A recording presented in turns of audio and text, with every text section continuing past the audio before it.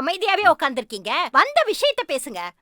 அடச்சி விடு, அப்புறம் பேசிக்கலாம். என்னன்னு ஏதாவது செய்தியா? அட அதை விடுமா. சரி, சாப்பாட்டுக்கு சாம்பசிவர் ஐயர் தானே சொல்லியிருக்க? ஆமா அண்ணே, நம்ம குடும்ப ஃபங்க்ஷன்னாலே அவர் தானே. ஆமா, இப்ப நம்ம சாப்பாடு என்னன்னு கேட்கதான் வந்தோமா? மதினி, என்னதான் பிரச்சனை உங்களுக்கு? என்னதான் வேணும் கேளுங்க. அவளை விடுமா, அவ ஏதாச்சும் ஒண்ணு சொல்லி குழப்பிக்கிட்டே இருப்பா. மதனி, நீங்க என்ன கேட்க வரீங்கன்னு எனக்கு தெரியும். ஊருக்கே தெரிஞ்ச விஷயத்த மூடி மறைக்க வேண்டிய அவசியம் இல்ல. நான் எதையும் மறைச்சு கல்யாணம் பண்ணல.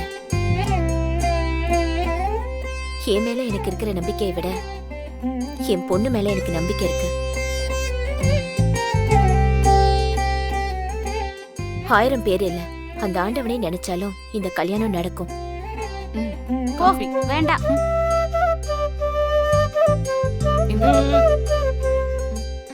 மத்தபடி எல்லா ஏற்பாடுகளும் நல்லபடியா போயிட்டு இருக்கு.